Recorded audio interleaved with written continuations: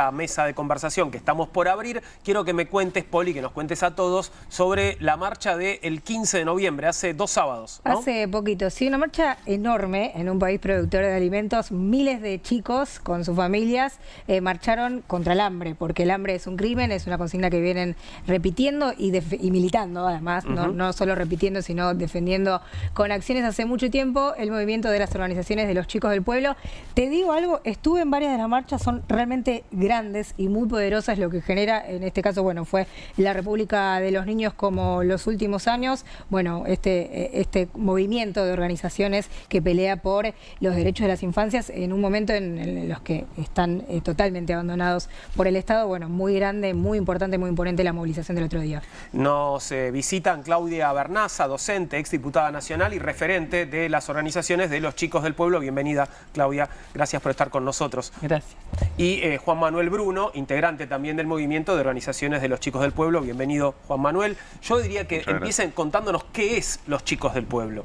Bueno, somos un conjunto de organizaciones, somos más de 400 organizaciones comunitarias del país que trabajamos y vivimos cotidianamente en nuestros clubes, en nuestras casas de niños, en nuestros centros juveniles con pibes y pibas de los barrios, que tienen una larga historia. Estas organizaciones son herederas de un gran movimiento que nació con la democracia, que fue el Movimiento Nacional de los Chicos del Pueblo. Con Alberto Morlachetti. Con ¿no? Alberto Morlachetti, con el padre Carlos Cajade, con Teresa Rodas, con una cantidad de pioneros, pioneras. Recuerdo también Quique Spinetta como maestro del sur de Gran Buenos Aires, también Susana Gómez de Pantalón Cortito de La Plata. Una cantidad de organizaciones que se habían enfrentado al fenómeno que se conoció en aquel momento como de los chicos de la calle, y que ellos abrieron las puertas de sus casas para recibirlos, pero entendieron que esta era una pelea política y por eso se unieron, con mucho apoyo de Monseñor Novak, de Adolfo Pérez Esquivel y de otras personalidades que hicieron que se pudieran hacer marchas en todo el país, recorriendo todo el país.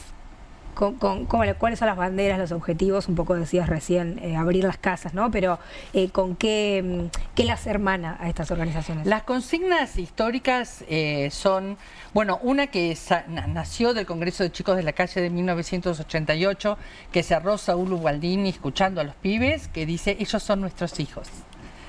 Y las consignas de las marchas fueron históricamente y también de nuestra vida cotidiana con los pibes: el hambre es un crimen, con ternura venceremos, es otra de las consignas también muy conocida. Y se fueron agregando otras a lo largo del tiempo, hoy muy ligadas al problema de la droga, ni un pibe menos por la droga, que compartimos con los Hogares de Cristo y otras organizaciones.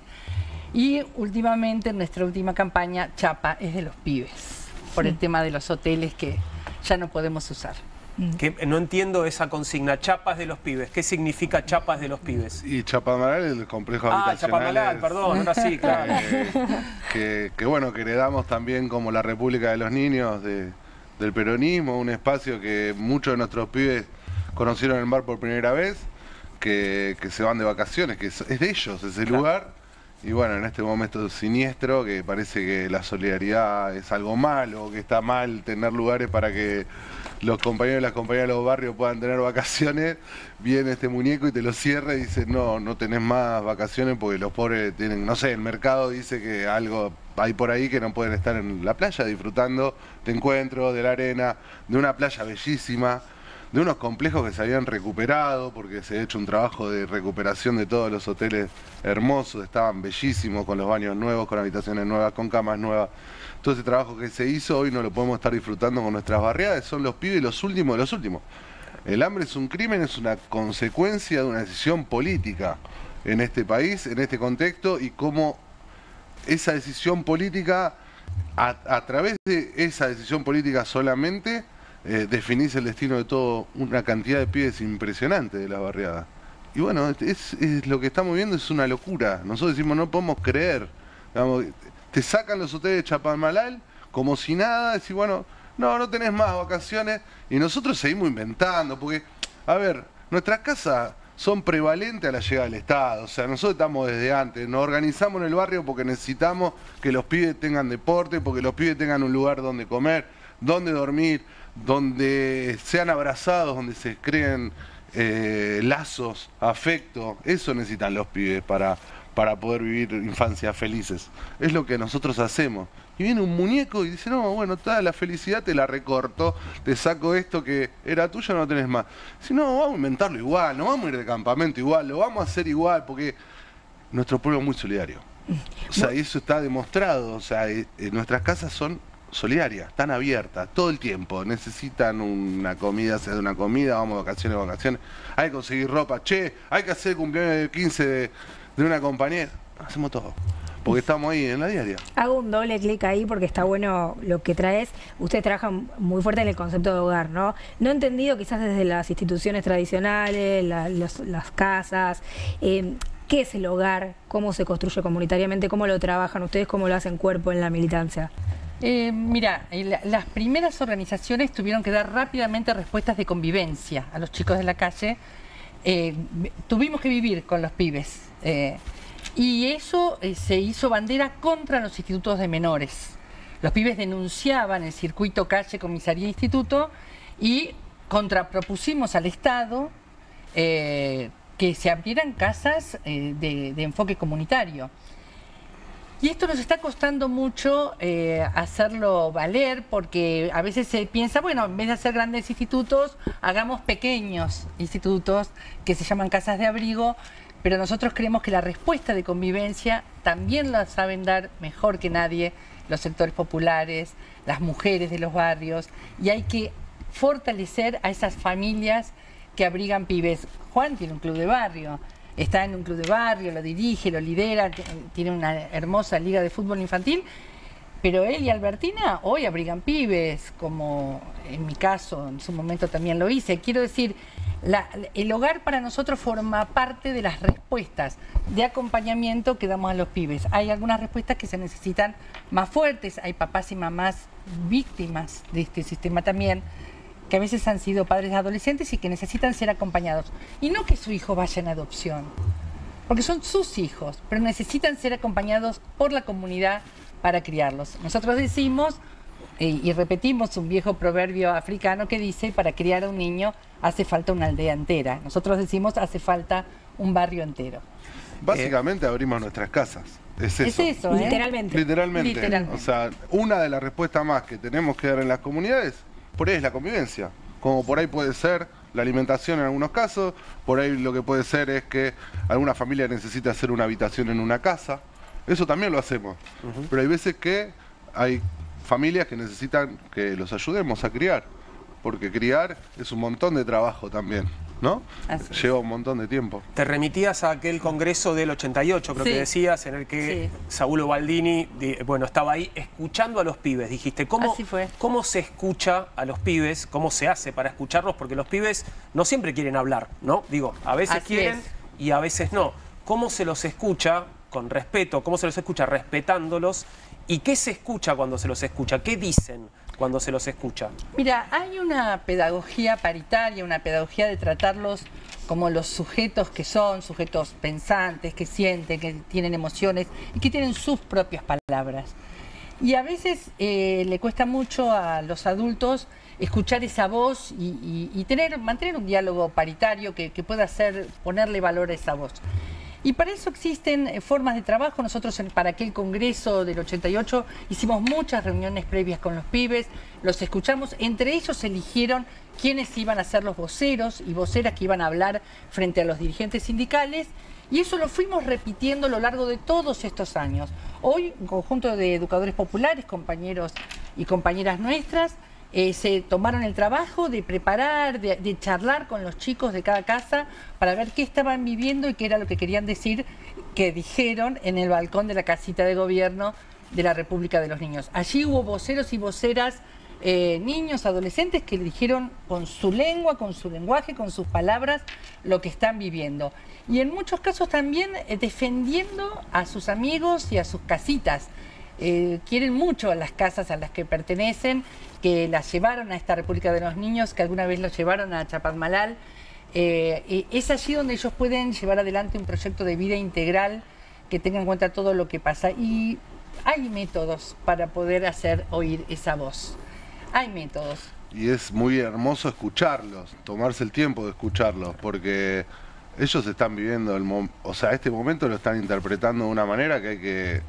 nos está costando mucho a muchísimos interpretar este momento, y hay muchas cosas que ellos nos dijeron de ese balcón que son súper importantes por cómo ellos están viendo la vida. Incluso tuvimos hasta un discurso en romaní. Sí, dos muchachitas, dos pibas hermosas de la comunidad gitana de Mar del Plata, que forman parte de la organización Marea, que dijeron, nos avisaron que iban a decir sus palabras en romaní primero y en criollo después. Y todos los demás aprendimos algo de su cultura. Yo quería preguntarles si están detectando algo, o sea, más allá del ajuste de la crisis económica, que obviamente que eso repercute muchísimo, que nuestro país tiene una historia en el 2001, bueno, en distintos momentos, pero hay algo más que ustedes estén detectando, che, esta vez afectó de otra manera, mirá que acá hay un elemento novedoso que no hubo en otras crisis económicas en nuestro país, algo que vos dijeras, acá hay algo que no estuvo en crisis anteriores que haya tenido nuestro pueblo. Hay 3 elementos que son una verdadera pandemia.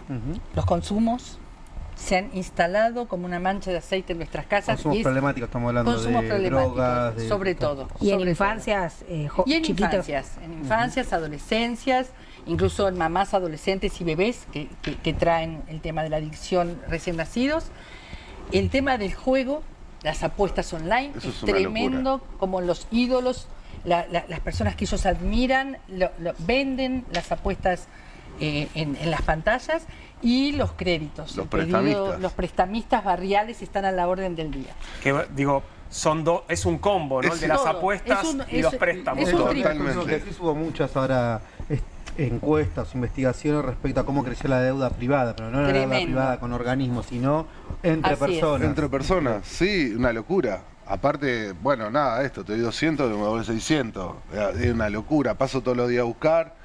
Los compañeros que están changueando, están ahí, se está viviendo de una forma muy fea, digamos. Prestamistas al estilo medieval, ¿eh? Claro. Al estilo de los cuentos de Charles Dickens, por decirte. El prestamista que te va a ir a amenazar, que te va a extorsionar, que te violenta. Y ustedes ven, porque se suele decir, bueno, lo que pasa en los gobiernos neoliberales es que el Estado se retira. Pero hay otros que te dicen, no, ojo, el Estado tiene otro tipo de presencia, no es que se retira y bueno, no hay nada y está... Hay otro tipo de presencias, no sé si están viendo que hay un reconocimiento represivo, o qué tipo de presencia están viendo hoy del Estado con este gobierno. Sí, nosotros lo que yo vi, fue muy impactante cuando bajaron el programa Potenciar Trabajo. Ahí fue un momento bisagra, porque ahí como que ese programa lo que había logrado es poner una frontera en algunas cosas. Pues vos de última, los chicos jugaban al fútbol, los entrenaban los papás, o el que cortaba el pasto también era parte del proyecto, digamos, y se integraba a un proyecto comunitario. Cuando se retira eso y algunos padres dicen, bueno, no hay que ir más, ya está, se terminó, me vuelvo a mi casa. Muchos se quedaron porque ahí, se comprometieron con el proyecto, eso también está re bueno. Al irse ese programa, es como que la frontera narco avanzó así, pero ¡pum!, de un día para otro. Sí, ¿cómo puede ser? Sí, era una política muy zarpada, porque incluso reconocía al trabajo de nuestros compañeros en el día del cuidado. Claro. O sea, esto de estar entrenando un pibito 9, 10 horas por semana, incluso a los entrenadores nuestros están hasta incluso más tiempo que los padres con los chicos, porque hacen de todo con los chicos, los llevan a comer, si no comieron ese día, se enteran, si saben si van a la escuela, si no van a la escuela, saben todos los entrenadores. Son nuestros... Sí. Entonces, eso, ¿no? Como que retirarse ese programa por nosotros fue muy fuerte, digamos, fue un golpe muy fuerte, y ahí al toque dijeron, bueno, se cerraron estos comedores, lo vamos a abrir nosotros, dijeron los muchachos. Entonces es complejo ese entramado, porque hay un toma y daca, ¿no? O sea, esto que decías vos. Hay comedores narco, estás diciéndolo así. Sí. Totalmente. Sí. Que acompañan a las familias en sus necesidades, y con eso cómo competís. Claro. Y este Estado que no mira es un Estado que tiene una decisión política de no mirar. O sea, hay un Estado que tiene un modelo, que es un modelo represivo, un modelo con descartables, con desechables, que se van a arreglar como puedan, y si no se arreglan, se reprimirá. Bueno, y permite este desarrollo que ustedes están contando, ¿no? La penetración del narco, claramente, ¿no? Además, nosotros tenemos propuestas pedagógicas, campamentos, salidas, educación en valores. Nosotros somos la garantía de que los chicos se escolaricen. porque tienen una mesa donde hacer los deberes y desde allí se los apoya para que terminen la escuela. Incluso hay un programa provincial que va en este sentido. Es imposible competir con el dinero que circula y con los consumos que circulan en el estado de los narcos, digamos. Nos es muy costoso competir, incluso a veces decimos no somos nosotros quienes tenemos que dar esa batalla. Nosotros tendremos que abrazar a los pibes cada vez más y estar ahí para cuando esto se derrumbe. Les hago una pregunta desde de los medios. A mí desde dentro de los medios me da la sensación que se habla muy poco de infancias. Y cuando se habla de baja imputabilidad, que es el proyecto, ¿no? Es la propuesta política de este gobierno. ¿Por qué pasa eso? ¿Por qué cuesta que los tomen como sujetos del hoy y no como sujetos de derecho del futuro? Es una gran pregunta que nos estás haciendo. Nosotros agradecemos mucho estos espacios porque son muy escasos en poner en la agenda pública un tema que es vital. Los pibes son ahora, o sea, no son ni el futuro, son ahora. Los pibes son ahora, están pasando estas cosas, son ahora que las tenemos que ver cómo las resolvemos. Nosotros tenemos una metodología de resolverla que es con la comunidad todo el tiempo, porque estamos ahí todo el tiempo trabajando con los chicos, con las familias. Hay una forma de hacerlo, que hay una forma muy arraigada de la cultura argentina de hacerlo, porque los clubes, las asociaciones civiles son nuestras. O sea, vos decías 2001 hoy, estamos discutiendo el asado otra vez, 2001 la trajo Macri, ahora la trae este muchacho. Digo, a ver muchacho, nuestra identidad son las asociaciones civiles. Si quieren discutir sobre otro modelo, háganlo aparte, hagan su liga, lo que quieran. Nosotros construimos esto, tiene un valor muy zarpado lo asociativo. Fue lo único que transcurrió, gobierne quien gobierne. Nuestras respuestas siguen estando. Venga el gobierno que venga, van a seguir estando. En el mejor momento económico también van a seguir estando, porque son lugares muy necesarios para las comunidades. Y para la crianza de estos pibes, que incluso, volviendo a tu pregunta, no sé por qué no está en la conversación social, no está en la conversación política y no está en la conversación de los medios. Algo que sí estaba en las marchas que se hicieron en los 90, digo, así como estaba la Carpa Blanca, de hecho el colega recuerda a Alberto Morlachetti, él hablaba en Plaza de Mayo, Alberto, o Carlos Cajade bendecía el pan que compartíamos, y estaban todos los medios, todos los canales abiertos, todos los canales de cable. Ahora lograr un lugar en la agenda de conversación se nos hace muy difícil, y creemos que así como el feminismo trajo y alertó sobre la tarea del cuidado como una tarea invisibilizada, nuestra militancia, esperemos, pueda lograr que se haga visible el tema de que los pibes están pasando una hambre en Argentina. Y esta generación va a tener muchos problemas el día de mañana y no lo estamos viendo, no lo estamos hablando y no estamos apoyando a un pueblo solidario que abre sus puertas y tiene proyectos comunitarios, tiene las respuestas para estos pibes y pibas. Que no son respuestas ni clínicas ni terapéuticas, que por supuesto cuando necesitamos un apoyo terapéutico lo tomamos. No son respuestas que van a dar equipos técnicos, en todo caso los equipos técnicos vendrán a traernos una orientación. Son respuestas populares, barriales, que están en el ADN de América Latina. Brevemente, porque se nos acabó el tiempo, una última pregunta quería hacerles con respecto a algo que decías hace unos minutos, Juan Manuel, esto de que los pibes están interpretando esta época de una forma que tal vez los adultos no somos capaces de hacerlo. ¿Qué están viendo? ¿Qué ven los pibes de esta época que tal vez algunos de nosotros o muchos no vemos? Los pibes están reclamando lugares. Están reclamando lugares donde puedan construir sus proyectos, donde puedan tener un rato, una computadora o un celular o un jueguito o algo para pertenecer a algún lugar. Claro. O sea, eso es lo que los pibes nos están reclamando. Bien. O sea, necesitamos lugares para nosotros, para estar, para poder hacer nuestros cumpleaños, para pasar el rato, para hacer deporte, Están pidiendo eso los pibes. De hecho, desde hace muchos años, y esto lleva muchas décadas, la noche se la regalamos al peor empresariado. Claro. Y la noche, cuando se pasa en nuestras organizaciones, cuando las peñas, los bailes, las fiestas de 15 se pasan en nuestras organizaciones, cambia la historia. Claudia, Juan Manuel, muchas gracias a ambos por haber venido. Un placer escucharlos. Bueno, inquietante, igual lo que escuchamos antes también, pero valioso que lo podamos hablar. Nos tenemos que ir. Gracias, Nahuel, gracias, Poli, gracias a ustedes por venir. Pequeña pausa y enseguida estoy saludando a Pablo Caruso porque ya comienza QR aquí en Bravo TV.